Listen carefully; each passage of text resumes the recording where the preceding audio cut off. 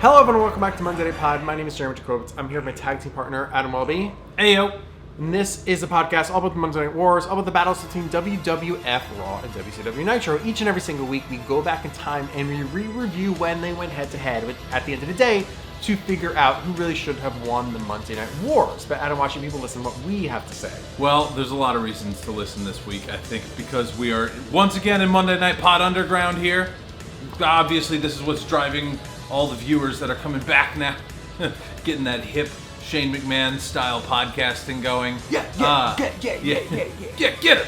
And I think also perhaps today we can get a special perspective from one expert of both professional wrestling and Brunch, getting maybe some thoughts on the first ever Mimosa Mayhem match coming off of that.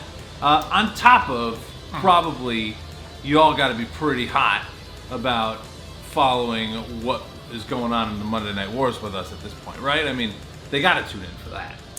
Yes, those reasons are great. Also, we both used to work at WWE. We both used to work in WWF Library. Jobs to watch all of wrestling. That's what we did. So we have this very distinct, weird knowledge, and most people don't have. But yes, Adam, I know most of the time we like to stick to the past stuff, maybe touch on the current stuff. But I do have some thoughts. AEW All Out was this past weekend. You are an AEW stan. Do you want to take the floor first for what you thought of the show, and then I will give my notes? Sure, I will. As a unapologetic all elite wrestling mark, I will say I think it was probably their weakest show that they've produced so far. I don't think a lot of that is necessarily their fault as much as it was things just kind of going awry. But there were some really good matches on there. I thought that MJF and Moxley was a clinic. I thought that was an excellent match. Mimosa Mayhem match was really good and totally delivered. The women's match was really good. It was just kind of killed a lot by the crowd being so out of it based on what happened. And again, it was all these things that kind of just happened that weren't really, about programming the show or planning it. And I hear also the humidity was crazy, but I still overall enjoyed the show enough because of how much I liked a couple of those matches. But I will definitely admit it was probably I shouldn't say definitely, probably, that's a stupid sentence. But I will definitely admit it was their weakest show if I had to line them all up next to each other. I'll say this. I'll get to the stuff that everyone's talking about. The Sydal botch was awful. The Hardy botch was one of the worst things I've ever seen. You can talk about whether they should have done that spot or not. The fact that they continued shouldn't be a discussion. It never should have continued. It obviously took the humid air out of that arena. I think that overall, since they've let in fans, for some reason, it is significantly quieter, which is odd, and I think takes away from what AEW is. JR's commentary is taking I've mentioned this before, and I think it was never more apparent than at the pay-per-view that JR's commentary takes away from the show. And whether Tony Khan needs to put his fucking foot down or boot his ass out of the company, I think that they absolutely have to get a hold on him because he adds nothing to the product. He knows nothing about the product. And he is very misogynistic towards all the women on the program. And I think he makes it difficult to watch when he wants to talk about wardrobe malfunctions as opposed to the women's title match, which he ignored. I think it takes away from the presentation. My biggest issue, actually, which I don't find anyone talking about, is maybe this is only in my head of the way I view the show. To me, All In was the seeds of AEW, correct? Right. And then the All Out last year was that show that led to Dynamite. So it really was the kicking off point towards the entire promotion is this show, right? So in my mind, this is their WrestleMania. Mm-hmm. I watched the show and I just thought, none of this feels like it's WrestleMania. Everything felt like a cog in the wheel rather than some sort of conclusion or beginning to anything. You don't think that that MJF Moxley was the only one that did feel that way, I guess. But it didn't feel like, I don't know, it didn't feel like Rock Austin. And I was just like, the presentation of the show should have been bigger. Yeah. Different stage, different something. I don't need goddamn fireworks going off from the fucking minor league baseball game. You know what I mean? Like, all of it took away from, I know it's not their fault, but all of it took away from what should be, this is their biggest show of the year. And there were things they could control and things they couldn't control that I was just like, and it didn't take away from some fantastic wrestling that happens. You could look at that stuff and whatever. But I think overall, you just came out of there feeling like, well, I almost saw 2 people die. And it's just like, oh. Yeah. Yeah, I can agree with a couple of the points there. And I think there's also a challenge into like, when we say, like, it could have felt like a WrestleMania, like, that's such a challenge in the COVID era that we're in now. But it felt like, WrestleMania didn't feel like WrestleMania. But it felt special in a weird way. There are 3 matches I will think back on from this year's WrestleMania, and 2 of them were cinematic. And there you go. That's what makes it special. And they're... I don't say 2.5, because I can't even name the one that's in the ring. Owens jumping off of the sign was about as that was close as cool. you get to. That's your moment, but that's like it. And starting off with the stupid Britt Baker and Big Swole thing was a disaster.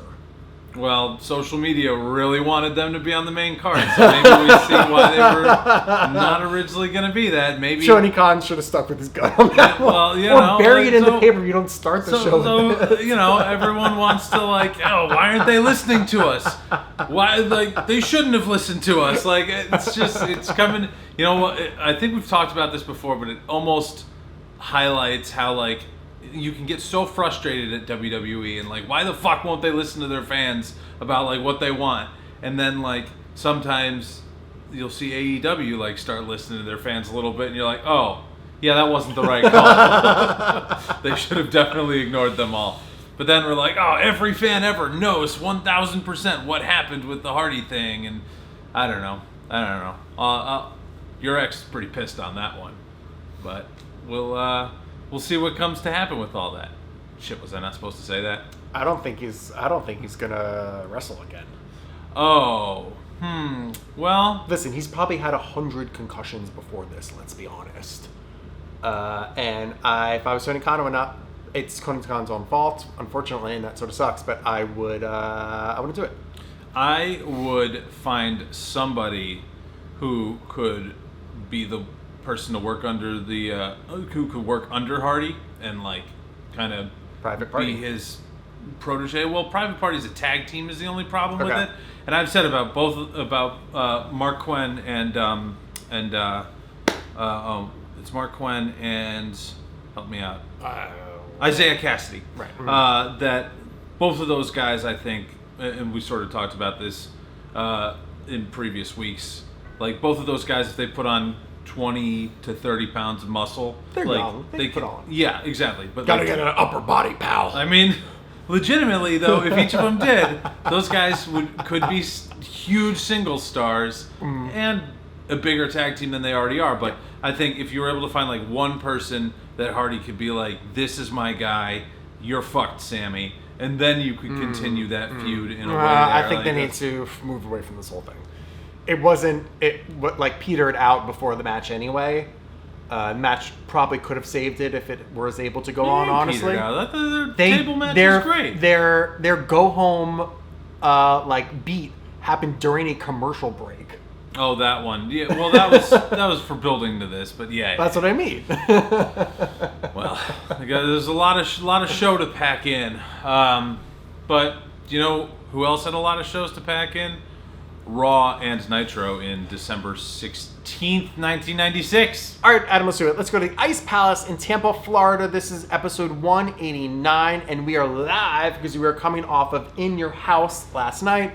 No show open. Bret Hart comes right out. He lost last night to Sid. Shawn Michaels apparently got involved. I had said I was going to watch the pay-per-view, and I completely forgot, and I watched no parts of it. So there was a lot of wrestling to watch last week, to be fair. We're going to hear a lot about it, though, on this show, and even on Nitro, we're going to hear a little bit about it. True. So it's anyway, Bret Hart comes out for a quote-unquote impromptu interview with JR in the ring.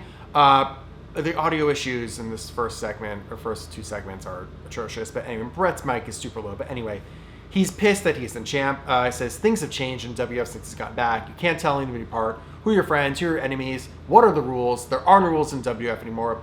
HBK, Austin, Sid, everybody has to understand that no rules are fine by him. Because Sean, you prissy, you gave me your word that you wouldn't interfere. But Sean has sour grapes and can't accept the fact that he isn't as good as Brett. He will do everything and anything to get back on top. So he's announcing himself for the Royal Rumble. And then he decides that he will be an announcer for the next match. You called him prissy? I thought he called him a sissy. I wrote down prissy. Interesting. Yeah, some pretty good fire for a Bret Hart promo overall, as we've come to sort of expect from Bret to deliver these stoic, scientific, kind of just real athlete kind of promos as opposed to pro wrestling promo. It's a good pro wrestling promo from Mr. Hart. Yeah, I mean, my guess is still at this point they were going towards Bret and Sean at WrestleMania. Mm-hmm. So you've seen that slow trickle of the two of them taking shots at each other, and that was supposed to happen, but no. Nope.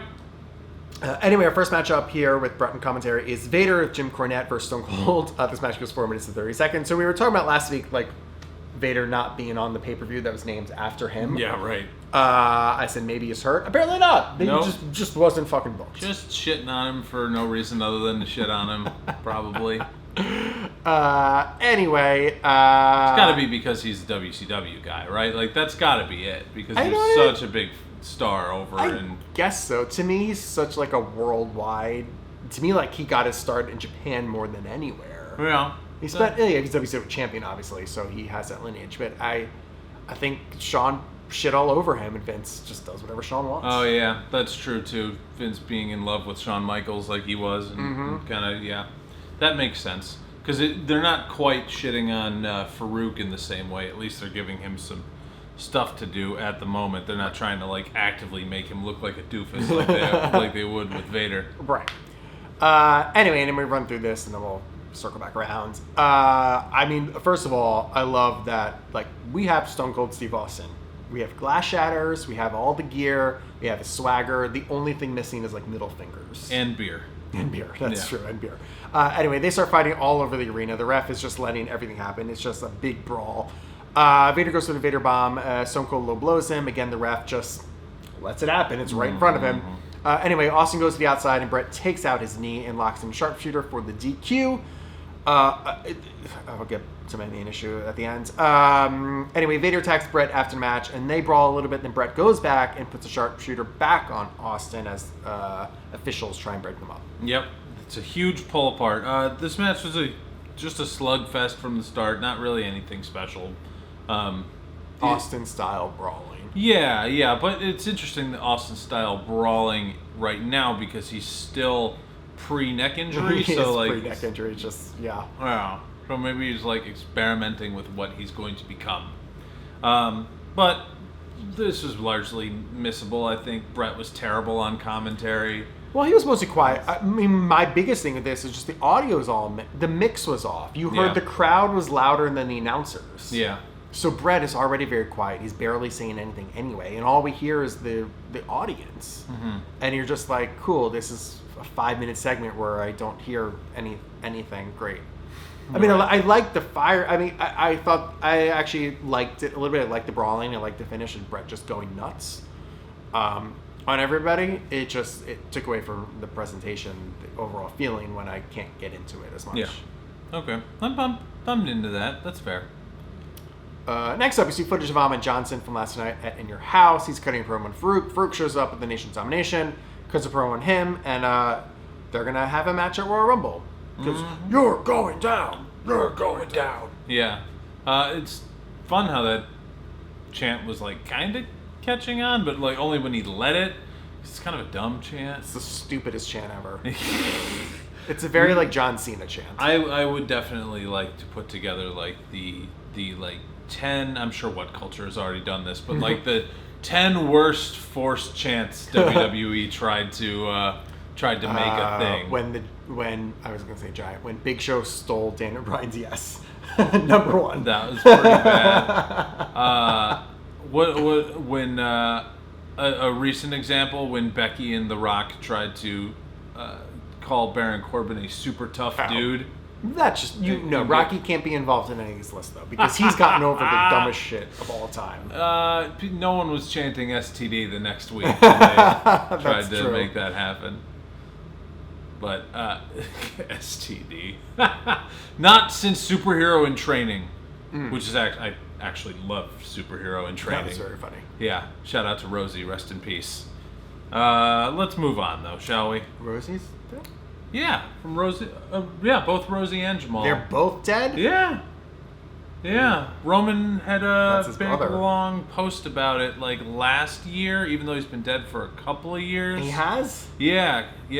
I think he had a heart thing. I know he was not in good old shape. I remember that. Yeah, because like he was like he was a big guy when he was when he was wrestling, and then when he stopped wrestling, like he kept getting big, and I think he was on like The Biggest Loser or something like that once. I do remember this for one season, and then I've seen Hurricane post about it 3 years ago. I guess I just like all. 47, not 6.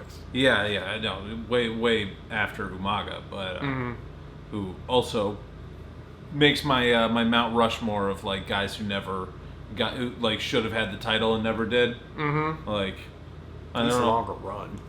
Yeah. Oh, well, he never had a title. Did he have he never had a world title, but did he have IC title at some point? Yes, he had the IC title because that's who Santino Marella beat in his debut. Right. Oh man, Umaga was so good. He was good. Armando Alejandro Estrada. Where is that dude? It was so good. He had a restaurant last I heard, and then I don't know. Maybe I'll try and frequent it. Well, while you start talking about... Yeah, that's right. We're sending Brunch Boys to his place. I am going to look that up if you want to. Sure. Next up, we have a tag team match here. It's Fake Diesel and Fake Razor versus the Godwins. This match goes 6 minutes and 30 seconds. No entrance for the Godwins and no Hillbilly Jim for the Godwins. They were just like, fuck it. Anyway, they hit a double slap drop on... I always write Kane. It's Kane on Razor, sorry. But then Kane hits the jackknife on Phineas, got him maybe 3 inches off the ground for this one. This was disgusting. Yeah, that was a bad one. And then Razor is able to pin him for the win. Yeah. Okay, just bringing it back to Armando Estrada. We should have known this, maybe, because according to Wikipedia, his most recent thing in 2019 was he was managing... the Samoan werewolf, Jacob Fatu. Was he there when we were there? I don't think we saw him at MLW Fusion, but I can't remember off the top of my head. I'm gonna say no. But let's see. Oh no, his restaurant has since closed. Where was it? It was in Glendale, Arizona. Oh, yeah. Probably wasn't going there. All right, so back to Monday Night Raw and Monday Night Pod here. I had a thought on this match. Or not so much this match. As much as the gimmicks of Fake Diesel and Fake Razor. Because they have the full-blown Diesel pyro with Kane in the start of this, right? Here's my theory, because we've discussed a few times on this, was this a rib? Did they think this would work? Where were they going with this? I feel what's the end game here? I feel like they thought for a brief second that it would work, because when it's a rib, it's Gilbert. It's not Kane. Yeah, you know what I mean? These guys keep getting wins. Right, they keep getting wins. The guy playing Razor, even though he looks doofusy, he is a good athlete and wrestler. Enough. He's not a chump. Right. But here's my theory. I think that Vince must have paid for all of the Diesel pyro. In one bulk thing, and when Kevin Nash left, they had a year left of pyro for it, and Vince was just oh, fuck it. We gotta use this fucking pyro. What's honestly, that is a... Yank him, dye your hair black. That's the best answer I've ever heard for why I have to see this on my television screen. So I think, let's put that into canon. that was the real answer. Yeah. This was just a waste. And they lost last night for the tag team championship match. It's like, all right, you got a tag team championship match out of them. Where are you going with this? Right. Like, they tease all the JR stuff, and he still sort of teased it like, hey, look, like, you know, you brought them in, right, JR? But, yeah, and they're still getting a win on this show over, right. I mean, you know, it's Godwins, but, like, the Godwins, in our time of watching Monday Night Pod, were at one point, champions. Champions and, like, a serious team. So, yeah, we're going to go with the bought in bulk pyro being the reason that this whole gimmick happened, and until Pritchard tells us that we're not wrong on something to wrestle with, like, that is the actual canon. Monday Night Podheads, please go into Wikipedia and make sure that you add all that stuff.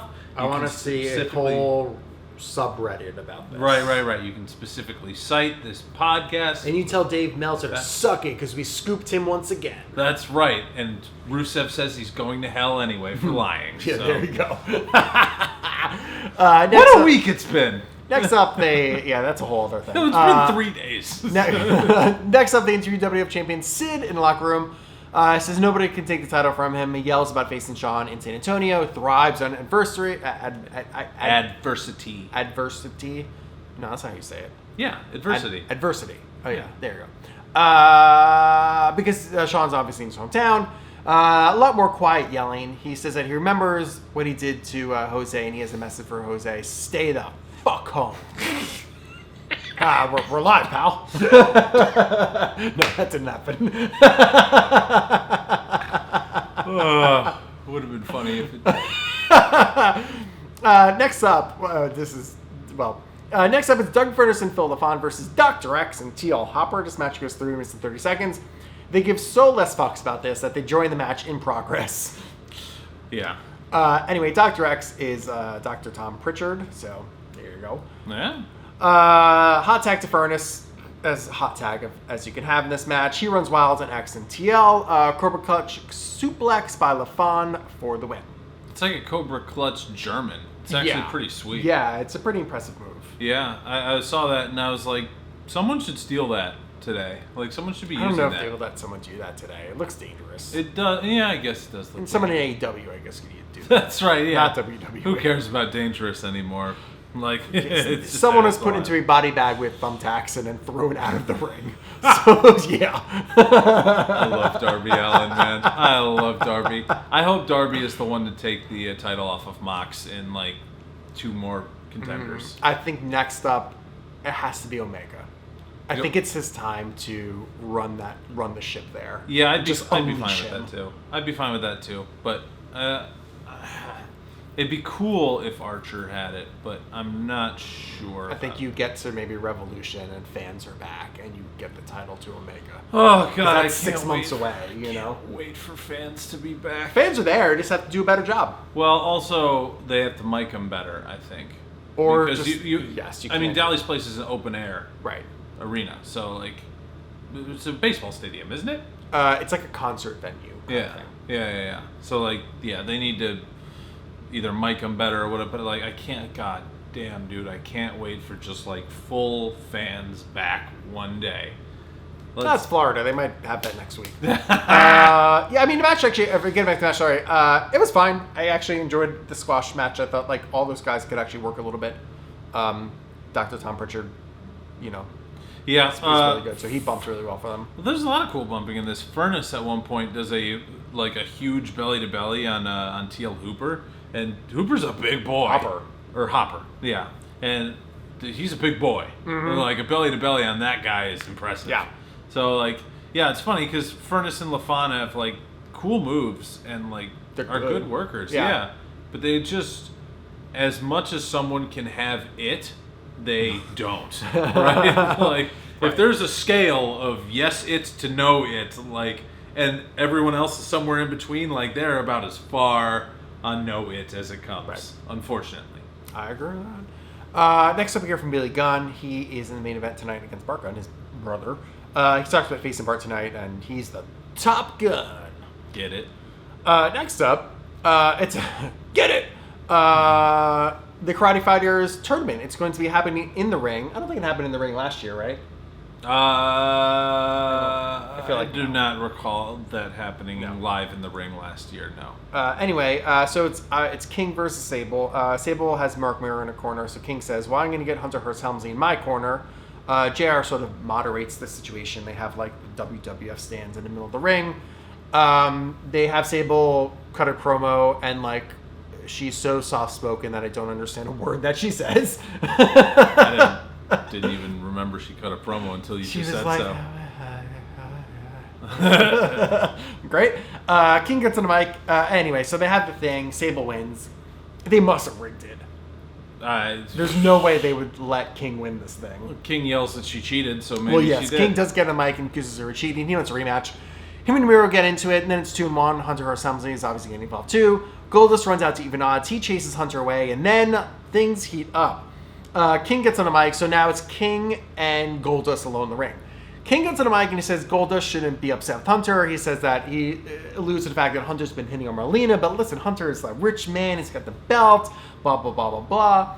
And he's a real man. You know, aren't you?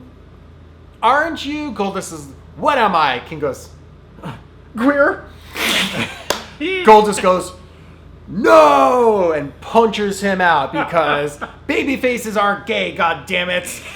And yeah, we have a new babyface because he announces to the world that he's not actually gay. To a huge pop, by the way. Gigantic huge pop that he is not queer. So that is very, it's very funny.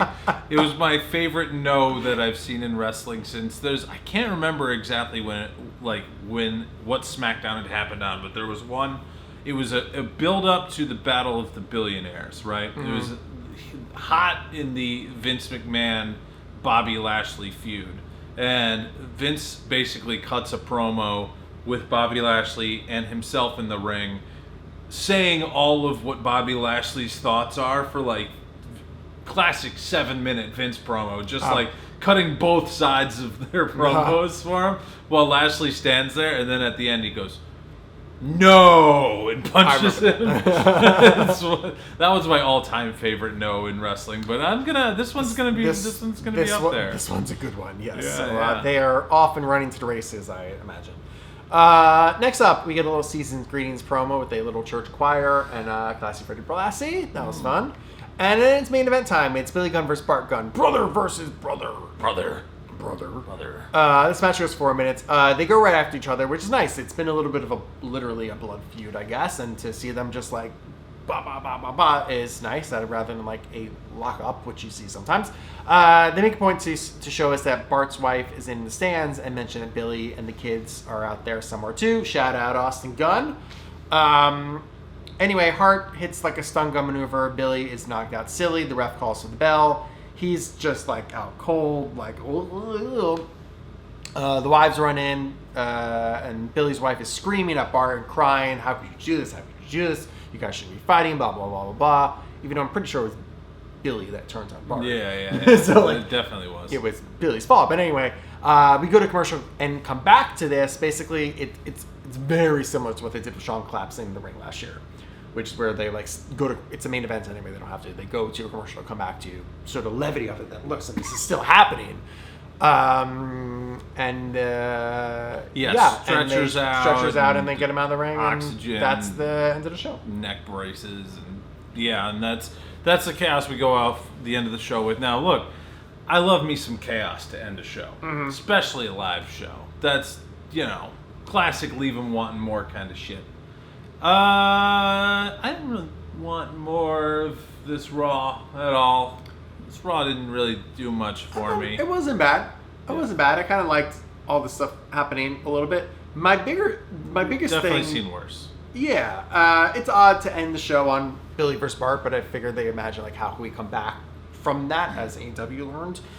When that happens, it's hard to come back from stuff like that. But then my concern is moving forward, you have to tape 3 to 4 more episodes of Raw. So, like, the audience at home doesn't have to sit through anything else, but the audience in the stands now just watch the man die, and they have to sit through 3 more hours of wrestling. How can you be excited for the next matches when that happens. Yeah. Like, you say you like it live. I'd rather that happen the last thing they're taping, so the crowd isn't dead for the rest of these episodes we have to watch. Well, yeah, I mean, live as in, like, when the show is happening. Like, I'm not thinking about these next things that they're going to go and tape. Okay, right. And then they're inevitably not going to tape enough stuff. So then in the fourth week, we're going to get a bunch of really weird backstage things. Well, we're kind of to Christmas episodes on Raw, which are usually fucking garbage. Yeah, so I have no idea what they're planning. I mean, I guess they announced some stuff. I don't remember off the top of my head. Hey, what... they haven't announced Raw Bowl yet. We're getting Raw Bowl announced in like these couple of weeks last year. So yeah, that's true. Yeah, God, let's hope we get Raw Bowl too, right? But yeah, overall, it's a decent show. It came off in your house well. I think they started setting up to Royal Rumble really well, and setting up Royal Rumble, setting up to WrestleMania. Plans went awry, but seeds were being planted for all of those things. I also don't hate them starting to get into the idea of a Billy Gunn singles run, because I totally understand why they thought Billy Gunn would be a main event. He's a big boy. He's a big Looks boy, great. Good worker, good look, good enough on the mic. Like, there's not really a lot of downsides to Billy Gunn other than when you were explaining a couple of weeks back the thing that I never knew about his asthma. And how that... I mean, his held him back, promos... but- Which is why soon we will see him have a manager. Right. So they figured that out fast. Right. And New Age Outlaws are one of my all-time favorite tag teams. Mostly probably because they came into my life at a very new time for me. Like, it was when I was being introduced to wrestling. Like, as we've discussed, my first episode was in 1998, height of DX. It's probably why I think of, like... That's why I don't think of Six as part of NWO at all, because Six is DX, and if you're DX, then you're directly the antithesis of WCW, right? Like NWO and DX are so opposite things that you could not be part of both. Like, you can't be recognized as part of both. That's why I think the whole Six thing messes with me like that. I generally agree with you, and they are a Hall of Fame tag team, blah, blah, blah, blah, blah. Here's the thing. Can you name two of your favorite New Age Outlaw matches? New Age Outlaw matches. Because one should be pretty easy. I don't want to give you one. I want to give you two. Three would have been more fair, but I'll do two. No. I can really only think of them versus Cactus Jack yes, and Chainsaw that's Charlie. why I didn't want to give you one. That's like kind of the only one. I can also think of a storyline that I really loved for them, and I can't remember who they were feuding with off the top of my head for this, but the storyline was that I believe Road Dogg was chasing the European title, and Billy Gunn was chasing the IC title, and neither of them could get it, and then like on one random Raw, they decided to switch which ones they were going for, and they both won them. Yes. And I really liked that storyline as a kid. We'll get there, though. That's the fun thing about Monday Night Pod. That's teased for something in 5 years. It's in like 2 years. Come on. Well, want to go to Nitro? Yes, that is not in 2 years. That is in the same night. So let's do it. Yeah, New Age Outlaws versus The Shield. I'm kidding. That was the only other one I was going to give you. That's a shit match. But it's still a match you would remember. Well, it's a squash. Yeah. Well, anyway, Adam, let's do it. Let's go to Pensacola Civic Center in Pensacola, Florida. Both shows emanating from Florida this week. Here we go. Tony and Larry are in the crow's nest this week as the intro show, and there's a reason for that, because here comes the NWO. Easy, Ted, and Vincent come out. They go over to the crow's nest and they tell Tony and Larry to get the fuck out of here. They're replacing them. They tell them that Eric's their boss, and Larry tries to refuse, telling them, like, there's, bring the real guys out to get me to leave. Ted gets on the mic, and he's like, no, I'm telling you to go. And Larry's just like, oh, whatever, I don't want to deal with this shit, and walks away. So Eric and Ted then preview the show for what will be NWO Monday Nitro. Now, I think that this made Larry Zbyszko look like such a little bitch. Like, it is odd for him to, like, fight for 5 minutes, be like, ugh, whatever. Yeah, and for, like, the entire time he's been on commentary to talk about how the living legend Larry Zbyszko is just that, the living legend, and, like, this great wrestler. from back in his day, which he was. Mm-hmm. And then, like, when it's time to, like, show your tough guyness, like go down swinging. Like, beat him up and take him out of there. It was right? only like, Vincent. Right, exactly. Only Vincent came out and escorted him off. It makes him look like such a little bitch.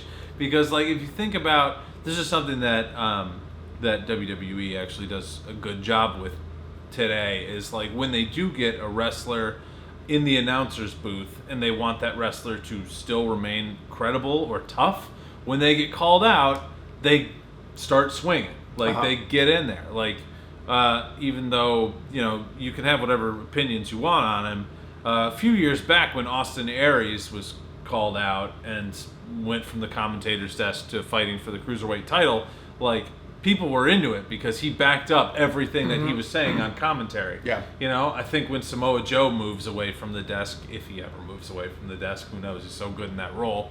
But, like, people are going to try and, like, legitimately start a fight with Samoa Joe. Like, Samoa Joe's going to fight him. Like, he's not going to just say... But those Vincent, guys were still prime-ish points of their career. Larry's been, you know, retired for 15 years. Well, even when King was retired in, like, the mid-2000s and stuff like that, you know. That's true. He fought Dolph Ziggler. It gave him a heart attack, but he fought Dolph Ziggler. That's true. He had a heart attack at ringside. And he's still wrestling. And they continued the show. they did continue the show. That's the other thing with this whole Hardy situation. Like, yeah, it sucks, and yeah, like, most likely, it's pretty obvious that they should have stopped it. But, like, man, I just hate making calls, like, in retrospect. Like, but no one is making that call in time. retrospect. They did stop the match. Aubrey Edwards stopped the match, and then her decision was overridden in the back. Right, but yeah, so somebody in that moment thought the right decision in that moment was that. And I'm not playing Monday morning quarterback. I'm just playing in the moment. I was like, that's fucking stupid. Yeah. No, I agree in general. Like, it should have stopped. I don't think anyone's, like, you know, I don't think anyone's evil for having done it, and I don't think they're, like, incredibly negligible for having done it. Like, well, we will see about that, because I don't think this is. I think this is going to go on for a very long time. There's negligence and there's a bad call, and I think that's where I'm seeing a separation here. I'm seeing a bad call a lot more than I'm seeing. I think I think that this is I think it's the worst thing they've done so far. And absolutely. Unfortunately, it's the second time they've had an issue with head stuff where Tony Khan gave the go-ahead for Shawn Spears to hit Cody in the head of the chair. It was a gimmicked chair that didn't gimmick, but he allowed a chair shot, which we've all sort of gotten past, and maybe they need to take head injuries more seriously. I'm sure. And maybe the bump never should have been approved anyway. Oh, God, no. Oh, God, no. Are you kidding? Spear off a scissor lift through 2 tables? Fine. Totally down with that spot. I was watching it and I was looking at the ground and I'm like, where's a pad? Where's anything? There's no crash pads down there? There's no nothing? Like, that is the wildest part to me. They practiced it twice, apparently. Wow. Maybe, I'm sure they practice it with pads, just trying to get their angles and positioning right. It's wild, man. Whatever. Larry Zbyszko looks like a little bitch. Let's get into Nitro. Yes, first up, it's the WCW TV Championship is on the line. Psychosis versus our TV champion, Steven Regal. Psychosis continues just getting title match after title match. This match goes 10 minutes and 30 seconds. The crowd is just hyped. I mean, Psychosis is doing fucking arm drags, and they're going nuts. Like, the crowd is drunk off their ass, all standing. I mean, they're in goddamn Pensacola, so, like, this shouldn't be a surprise. But, oof, it is hot. Eric talks about trying to recruit Regal for NWO. He's like, oh, we should go international. Oh, look how good he is. Well, you know, I took him out. I was whining and dining him a little bit. Psychosis is able to hit a lot of high-flying stuff. He jumps on Regal to try and hit some move, but Regal basically just fucking throws him to the ground and locks in the Regal stretch for the win. Yeah. We'll probably touch on this quite a few times tonight, but Eric and Ted on commentary, yeah, they're good. And it's mostly just Eric, honestly. But yeah, for sure. But, like, yeah, you immediately reminded of how good Bischoff is on commentary. I mean, I wrote this note later, but I'll bring it up here. The fact that it took him 2 weeks to find this evil character is fantastic. Mm-hmm. Like, he is so in Eazy-E piece of shit. It's like, this is pretty natural for you, isn't it, Eric? He's also really remarkably able to go between the Eazy-E evil piece of shit character and like putting over guys and their ability. You know, we talked about this. It was the same when Nash and Hall were on commentary, and they were doing a great job of like putting themselves over and then putting over the performers at the same time. Like everybody was going over, and that's what Bischoff is doing on commentary here. And like, yeah, you're right. This is a hot match. Everybody is like popping like crazy. Like, they're literally standing. They're not sitting down. Yeah. And both of the guys had their working boots on. Like, they were both bumping and throwing in their best efforts. I'm into this. This is a good start of the show. Totally agree. And a title match, nonetheless. And a title match. TV Championship should be on the line. Next up, Big Bubba versus Chavo Guerrero Jr. This match goes 3 minutes. No Jimmy Hart with Bubba, which is interesting. Big power moves by Bubba leads to a lot of fiery, fast comeback by Chavo. But at the end of the day, Bubba is able to stop that cold in his tracks, hits the Bubba Slam for the win. Crowd is hot for Chavo. It's a good David and Goliath style, little guy, big guy match. Yeah. We're chugging along here, and it's good. I agree. I don't have like a lot to point out specifically from the match, but like, yeah, you can see people are into babyface Chavo for sure. Next up, Mean Gene interviews Sonny Ono and Masahiro Chono. Eric and Ted laugh because they're like, oh, we know something that Sonny Ono doesn't know. Sonny Ono talks about like trying to sign Masahiro Chono. He has like an NGWP shirt on. But then Masahiro unveils his jacket, and guess what, Adam? He's NWO, brother. Oh! So Sonny freaks out. So Masahiro like grabs him and shoves him away. Mean Gene's going crazy.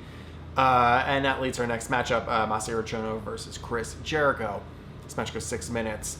First thing is interesting spelling by WCW Masahiro Chono's name. Did you catch this one in the lower third? I missed this. My understanding, and I believe I'm 99.9% this is true, Masahiro is one word. They spelled it 2 words. Gotcha. Cool. Good job, WCW. Anyway, this is the point where Eric shits all over in your house, which is funny. Yeah. But so you see that pay-per-view last night? Whoa, what an effort. Anyway, at one point, Jericho gets pushed over the ropes. His foot gets like tangled in ropes, and he's dangling upside down towards the outside. So Masahiro goes on the outside and just beats the shit out of him, and the ref has to call for the DQ. Well, they say that Masahiro must not be as familiar with the rules over here. Like that would have been allowed in Japan. I mean, yes. Yeah, Eric is just bullshitting. Oh, they had a lot of great lines in this match. They were talking about like like how shocked New Japan must be like to lose Masahiro to the NWO, and then like I think it was DiBiase who said something along the lines of like, yeah, that's how Vince must have felt when the Lex Express came over to WCW. Yes, they got their shit in. They're having a great time, and I'm having a great time with those two on commentary. Yeah, so far, very happy. Odd that they picked Jericho to take the loss here, but I guess he wasn't pinned or submitted. So yeah, he's also like white hot. Like the fans love Jericho. Right. And doesn't he have a match with Nick Patrick that they didn't really mention at all? They shat on him actually with that on commentary too. They're like, he's a tough kid. He's an up and coming star.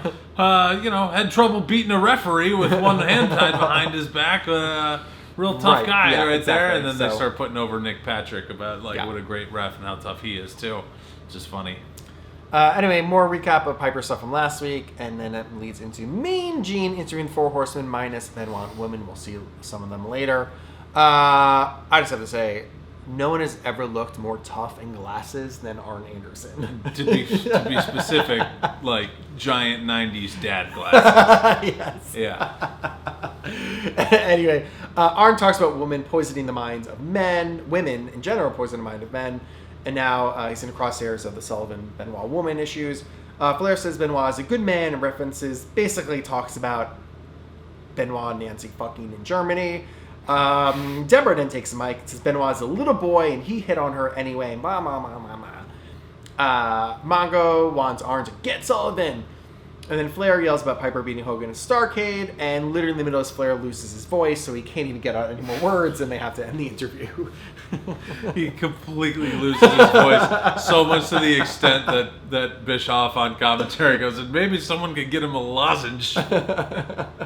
But, I mean, it's a Four Horsemen, Arn, Ric Flair promo. Yeah, and somehow Mongo didn't mention football. That's true. We got It's a non-football reference. Yeah, we didn't hear a single thing He's about like, all right, the I got NFL. your back. So, Mongo, what do you do? I mean, I guess he hits people in the head, in the gut with the briefcase. Yeah, but, like, he does. it's the only thing we've seen him do since joining the Four Horsemen.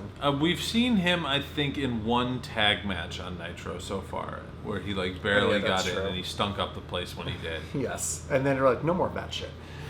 Next up, Dave Sammartino versus WCW Cruiserweight Champion Dean Malenko. This match goes 3 minutes. Dave Sammartino, the son of the late, great Bruno Sammartino. He's not late. Yeah, Bruno died.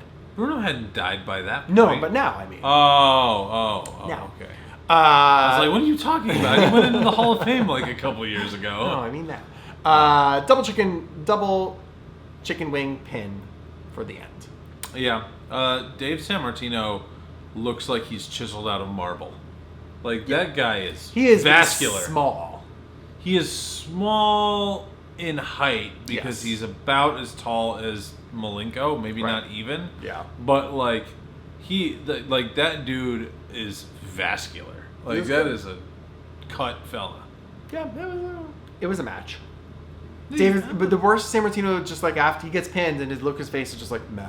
It's like, Yeah. well, you just lost. You want to sell it a little bit that you just lost? Right. It's odd. Right. I want to look this up. How did I not realize that Bruno Sammartino died? Oh yeah, he died. He died this year. Yeah. I want to say 2018. 2 years ago.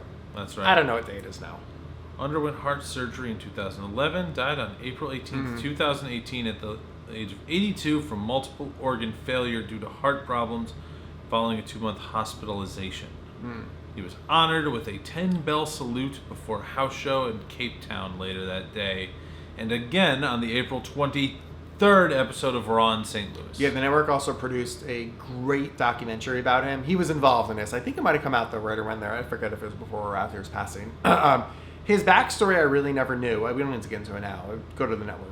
But how until they start paying us, we don't tell people to go to the network. people have to go to network to listen to our podcast. So No, they don't. They listen to our podcast. It's like watching it on the network because we describe these things in such excruciating, minute detail. Well, and have such hot takes. Every word out of her mouth is pretty much promoting the network in some way. He talks about his when World War II stuff and they had to hide in the fucking mountains for like 2 years and he almost died.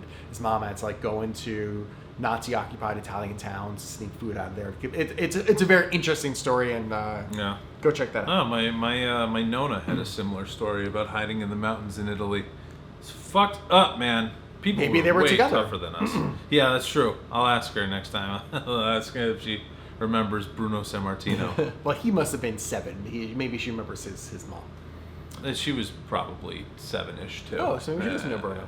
Yeah. Next up, where the hell are we? Hour 2 begins.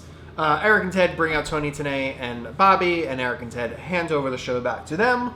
So nice of them. Yeah, they're playing. Now, is it still NWO Nitro? Well, it's funny. The announcers just say, we're just going to call it Monday Nitro. We don't know what to call it anymore. Next up, match is Jerry Flynn versus Ice Train with Teddy Long. This match goes 3 minutes and 30 seconds. If you look very closely, you see Teddy falling on his ass as he tries to come out of the entranceway. Like right coming through the curtains to get into the little box. You see him just tumble over and then get up. Botchamania, my friend. Botchamania. It must be on some Botchamania somewhere. Goddamn 1,000 episodes of that. Anyway, we know Jerry Flynn is a heel because he keeps yelling at the camera. It's just like, shut up, Jerry Flynn. Also, the crowd is way hot for Ice Train, actually. He's pretty over. No, he's over. Ice Train locks on an ankle lock, and Jerry Flynn taps. He also doesn't let go for a while. Yeah, he is. I was like, that's interesting. It's kind of heelish. He's just fired up at him. He sure is. Interested to see where this is going, as we've discussed in previous episodes. I actually like Ice Train. He's fine. Yeah, I'm into them. Well, my favorite thing is they're talking about like what happens if they're fired. So Bobby talks to Tony about like working at a fast food restaurant if he gets fired. And what's ironic about that is that Tony, I believe, worked at Starbucks for a number of years. Oh, who told you that? Who told you that? Dr. Britt Baker? No. Actually, that's true. Yeah. No, I know. Oh, you're looking at me like you're like stupid Mark. Britt said that.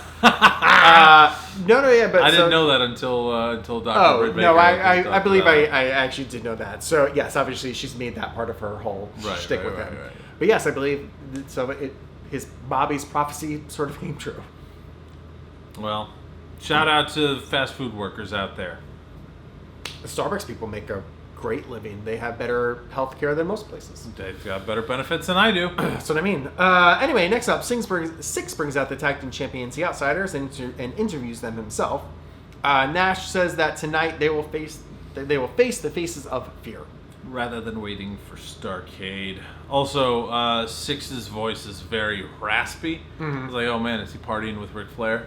I mean, that dude. I would put him up there as one of the hardest partiers of all time. Probably. Because Flair could probably have like 30 drinks. Six was doing a lot more than just drinking.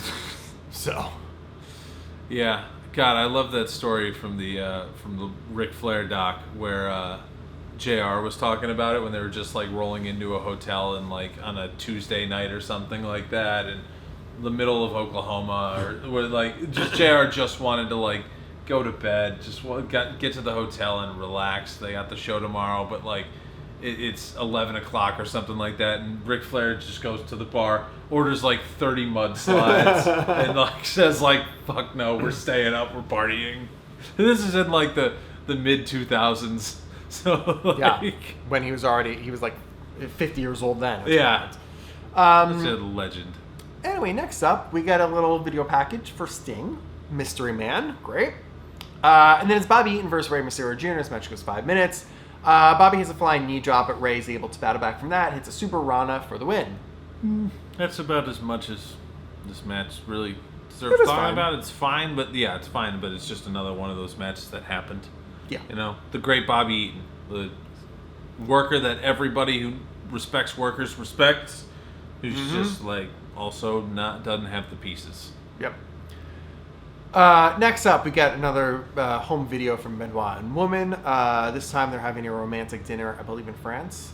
Gigantic pours of wine. Triple what the pour should have been. Yeah, they got through a whole bottle in 2 pours, that's all. Yeah. They're just teasing Kevin Sullivan. It's very hard to hear them. It's very hard to see them. So just a whole lot of yikes. Yeah, it's very uncomfortable seeing them so intimate. You know, it's Benoit's back like this with his wine, and she's just like throwing herself around him, and it's just like. I agree. Yeah, that's the. There you go. That leads to the Kevin Sullivan match. Kevin Sullivan, Jimmy Hart versus Arn Anderson. This match goes 4 minutes. Odd face heel dynamics. This whole thing because Benoit and Woman are heels, which would make Sullivan a face, but in this match he's a heel because Arn is clearly a face. Right, because people just aren't gonna not cheer. Right, Arn. And the Dungeon of Doom, they should all be heels. Right. It's confusing. Yeah, this match is also as much of a straight up fight as you think. Yeah, there's a lot to get through. So and I tried to write this out to make the most sense of it as possible. So here we go. Sullivan jumps Arn as he makes his entrance, and they start brawling right away. Bell rings, which is a big pet peeve of mine because bell should not ring until both in the ring, but fuck rules. Anyway, they eventually make it back into the ring, but fight back into the stands, and then come back into the ring. All this is just chaos. Anyway, Arn nails the ref. He goes down. Sullivan pokes Arn's eyes. He's blinded. And because he can't see anything, he grabs the referee, Mark Curtis, accidentally hits a DDT on him. And then Sullivan has Arn in the tree row in the corner. He runs towards him, but Arn counters that by just grabbing his nuts. Hugh Morris runs in and eats a DDT. Conan tries to run, and he gets taken out. Eventually, Hart's in there, so Arn's distracted. Sullivan runs in, takes a wooden chair, smashes it over the back of Arn Anderson. And when you say smashes it over goes the to back, like a billion pieces. Yeah. So he's down. Jimmy Hart wakes up the referee right then and there to make sure that he can get the pinfall. 1, 2, 3. Sullivan is your winner. That was chaos. It was like I said, like when you see Arn Anderson versus the Taskmaster on paper, it's exactly what you thought it was going to be. Mm-hmm. Totally chaos. Let's talk about after the match really quickly though, because that made me laugh a little bit. Is a lazy ass Mongo runs out too late, with the Halliburton, and kind of like gets in the ring like, he's got it. But like all Dungeon of Doom is already all gone from there, and of course Arn has already eaten the pin, so it's a little too little too late, Mr. Mongo McMichael. Mm-hmm. Maybe next time, if you weren't backstage regaling people with your stories about the NFL, which is what I just assume Mongo does all day. Is my guess is Deborah is just talking and talking and talking. Where are you going? No, come back here. Next up, it's Rick Steiner. Do you think? Sorry, really quick, while we're on Deborah, do you think? Because we'll get there one day. And I don't remember specifically. Now, she came into the WWF with Jeff Jarrett, correct? Mm-hmm. Yes. Do you think WWF signing Deborah was a 1,000% petty move just to say, fuck WCW, we're taking this one talent from you? Well, did she get fired from WCW? I don't know. This is going to be a fun thing to learn as we go about it. I don't remember it because my guess is she could have given a call over to WWF and be like, hey, and I want to say this is sort of how I've heard this story, I just forget. So maybe we're just making this up. She called over. It's like, hey, I'm looking for a job. And Jarrett's like, puppies. No. We got some for you. You're thinking puppies is current day, JR. You're thinking. He was always like that. It was just the 90s that we didn't notice. Deborah, yeah. I think we got something for you. Let's see. Tittish. On November 24th, 1997, so we're a little less of a year left with Deborah. Alex Wright fired Deborah after she accidentally distracted him. This sounds like a story. Lost to Prince Iukea. And this is after she divorced Mongo, she left WCW. That makes sense. Interesting. So I think this is the other way around. I think Deborah was like, oh, I want to stick it to Mongo. I'm going to get a better payday than he has. Let's see. In October of 1998, Marshall Deborah rejoined Jarrett in WWF. At the beginning of her WWF career, was known as Deborah McMichael, later simply Deborah. She was a shrewd businesswoman wearing business suits. So played part of Jarrett's girlfriend. So she came in. Okay. All right. So she comes in 1998 just kind of as a gimmick with Jeff Jarrett. Because she had managed Jeff Jarrett. Yes. When they're all together in the Four Horsemen. Right. Well, there you go. We're gonna. That concludes your "We Read Wikipedia to You" segment of the show, which you somehow do every single week. Hey, you know what? We're all learning a little bit as we go here. Actually, we didn't really learn anything there from the. I think I dropped most truth. Wikipedia knows nothing. I'll update Wikipedia after my thoughts on how this happens. Well, they've already updated about the fake Diesel gimmick for us. So. Anyway, it's Rick Steiner versus Scott Steiner, supposed to be versus Sting. We see Sting in the rafters, and he starts making his way down. But wait a minute, when he gets to ringside, there are two Stings. What in the hell? They get into the ring. Fake Sting has a bat. I mean, it's pretty obvious seeing which one's real, which one's fake. It is so obvious. When they're next to each other, it's not as good as a gimmick. Anyway, Fake Sting has a bat, Real Sting doesn't. But Real Sting has it in his sleeve and pops a bat. So now they both have bats. He hits the bat out of Fake Sting's hand. That goes to the Steiners. Real Sting then tosses the other bat to the Steiners, and they both turn their backs to the Steiners, which we've seen a few times. At that moment, Real Sting takes Fake Sting, hits this Scorpion Death Drop on him to a huge pop. The Steiners throw the bat back to the Real Sting. This is so fucking stupid. And Real Sting walks away. No match. Don't understand why Steiner would give it back to him. Because he finally, and this is why, because he's finally like, oh shit, he's on our side. Respect. Here's your bat back. But he has attacked him multiple times. Only when Rick provoked him. Okay. Maybe they're seeing like, and we'll tie back to because that plays back later. Next up, we get a little NWO time with our champion Hogan, Giant, Liz, Ted, and Vincent come out. Hogan's cutting a promo on Piper. He goes, "We know you're here, Piper. We know you're here, Piper." The announcers are like, "No, he's actually not here. We all know this." We've said this the whole show. Hogan starts talking about his career starting here in Pensacola. He doesn't have to fake it like Piper did about last week when they were in Charlotte. Hogan's like, tells Vincent, "Go get Piper. Go get him out here now." At that point, Hogan turns his attention to Flair, saying he could beat both Piper and Flair at the same time because they're both injured. One has an injured shoulder, one has an injured hip. Hogan forces Liz to kiss him on the cheek. Hogan then sarcastically says that Piper ran out the back door when he came in. That must have been what happened. And finally, Ted goes, "Show him, Hulk! Show him, Hulk!" And Hogan poses. The same finish we've seen to a lot of Nitros, but this actually wasn't the end of Nitro. Yeah, thank goodness, because this was boring. This is the same Hogan stuff you've seen him yell a million times before. We've learned nothing new from it. We're in the exact same place we were at the end as we were at the start.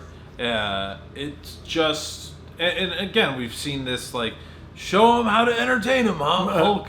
And like, okay, all right, that involves tearing the shirt, doing this, doing that. Well, like, the NWO music plays. That's why you pay Hogan, though. It's just, it sure is right now. I don't know. I just thought it was incredibly, I thought it was just boring because, like I said, it was stuff that we've seen before, saying the same things that have been said before. Just not my cup of tea. Well, to me, what was nice was that it wasn't as long as it usually was. It wasn't short. It was maybe 5 minutes, as opposed to these things could drag on for 12 minutes sometimes. Yeah. And I was like, yeah, okay, he got his shit in. Remember, this is the main event of Starrcade, you know? You should have one of them there promoting, doing something for it every week, and the two of them aren't going to be wrestling, so you sort of have to have them do these promo things. Yeah, totally fair. But yeah, next up, let's get to the main event. It is the Outsiders versus Faces of Fear. It was confusing at the beginning if this is going to be a tag team championship match, but it can't be because the Outsiders don't even bother taking the belts out with them, which is a huge pet peeve of mine. Anyway, they start brawling right away. Spoiler alert, this isn't going to be a match. 30 seconds in, Bubba runs in, and obviously he's part of the Dungeon of Doom with the Faces of Fear, but nope, guess what? He's NWO, brother. He turns to the Faces of Fear. Sullivan runs out. Bubba takes him out. Here comes Conan 2. All the Faces of Fear out there. Now Giant runs out. NWO runs out. WCW runs out. There are like 30 dudes in the ring right now. All just brawling, going crazy. Regal, Chavo, Psychosis, Jerry Flynn. Ice Train and Scott Norton start to come out. Norton's just like, nah, fuck this. Takes out Ice Train. I guess he's NWO now. Well, the announcers tell us. So like, well, the announcers, I guess, well, like, it takes a minute, and then they're like, "Oh yeah, why is Bubba fighting him? Oh yeah, I mean Scott Norton. It looks like Norton's fighting WCW people. Well, is he NWO now too? Guess he's NWO. So yeah. Eventually, here comes Sting. Arn grabs him when like all the wrestlers part when Sting walks into the ring. Arn grabs him, so because he provoked him. Sting takes out Arm. Idiotic Mongo tries to take him out. That doesn't work. Ray Jake makes an attempt, jumps on his back. Sting takes him out and just walks away, leaving announcers to question, wow, we thought he was WCW, but is he really? Heenan begs for another half hour of airtime for them to be able to sort this out. Well, I had a thought during this, and I was like, this is a good segment. This is entertaining. This is exciting. This is unpredictable. Things are happening. And I thought when there are like 30 guys out there just brawling, it's like this would have been a great go-home for World War III. Right. I mean, it's how like the go-home show for every Royal Rumble is. Right, yeah. This is entertaining though. Yes. I mean, there's lots of factions, there's lots of sides, there's lots of dynamics going on all at once, and questions and guys turning and chaos. And stories that are followable. That are pretty, like, I'm not, the only thing that like I'm confused about is announcers telling us that Scott Norton is also in the NWO now.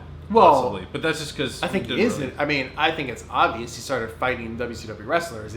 I thought it took them too long to even mention that. But the only wrestler that we really see him fighting is Ice Train, and those two. No. But once he got into the ring is when they started mentioning it. They're like, why he's not fighting NWO guys? He was fighting WCW. Yeah, he was fighting him in the wide shot. Like, there was not like a good... Right, it was just sort of like guess he's on NWO now. Yeah, there was not like a good, just like, singular, focused, like, look at Norton, he's pulling somebody off of an NWO guy and then beating the shit out of him, you know? I mean, I think what's happening is that, so they announced tonight the first NWO sold out pay-per-view is coming up next in January. So because it's for the heart and soul of WCW. Well, they also had to make it clear how you spell sold on this one. And my guess is they started putting that show together and like, oh shit, we need a whole lot more NWO people. Like, just get them on board now. Who's in? Chono, great, you're NWO. Norton, you're NWO. Big Bubba, you're like, let's just get these dudes on board so we can have legitimate matches in a month and a half. No. You're wrong, Jer. I'll tell you why you're wrong. Bischoff was very clear throughout this whole thing that they have 3 weeks to renegotiate their contracts and turn them over into NWO.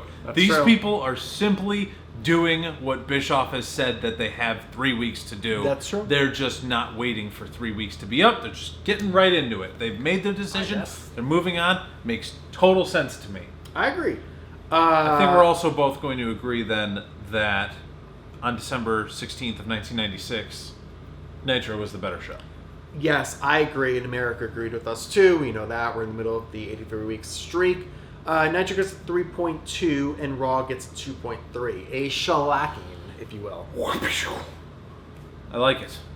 It's deserved so, because that was a very strong episode of Nitro. Like, actually going back through it and talking about it, it's one of the stronger episodes I think that we've had in a couple of months. I agree.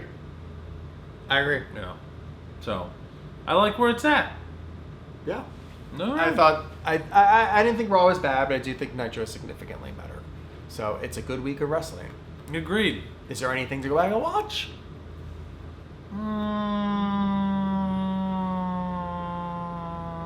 I wouldn't call a lot specifically in here. Like, honestly, the thing I mean, what's funny is even though we both agreed Nitro is the far better show, I think there were a few memorable moments from Raw that sort of go down in history more.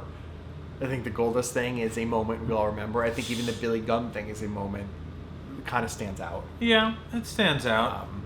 I don't know if you should go back and watch it. Yeah, Big Bubba joining NWO is kind of cool. No. I guess the Sting. Masahiro Chono joining NWO is way more cool than those two fuckers. Yeah, the Sting thing was cool too. Yeah, good advancement of Sting. Like, I'm waiting for myself to personally get tired of it, but so far I haven't, and there's a year left, so we'll see what happens. Yeah, it's quite a while before Sting gets back into a proper match. Yes. All right. Well, there you go. That's our it. Thoughts. That's our thoughts. Yes, if you have thoughts, because we love hearing from you, here's what you guys can do. If you're listening to this in podcast form, you could follow, subscribe. That tells us that you liked us. If you listen to a specific on Apple Podcast, you could leave us a 5-star review and tell us who you thought should have won this week, or give us any other thoughts. I don't know, whatever you want to say, it's fine. Constructive criticism, notes, who your favorite wrestler is. It honestly doesn't matter. I mean, it matters to me, but in general terms, you can say whatever you want. You could say that I should be more outraged over all the stuff that we talked about at the top of the show still. Yeah, you could. I don't hate JR as much as you did now. If you want to, call us out on Reddit and shit, sure. If you want to tweet at us, that's Monday Night Pod. There you go. If you want to say more to us, you can Instagram Monday Night Pod, Facebook Monday Night Pod. If you're watching this video on YouTube, here's what you can do, because there's so many options. If you like this video, we hope you give it a thumbs up. Tell us below in the comment section who should have won the Monday Night Wars this week, Nitro or Raw. And you'll also subscribe, because I think that's cool too. And then you're on top of when these episodes drop. So that's all the plugs. Any other last thoughts? We don't spam our audience. That's one thing you can guarantee from us. Oh, well, what's the definition of spam? I don't know. When just too many videos or vlogs or whatever. We're not going to say that, because my goal would be to spam them with content. Well, quality over quantity, my friend. Okay, there you go. That's totally fair. On that note,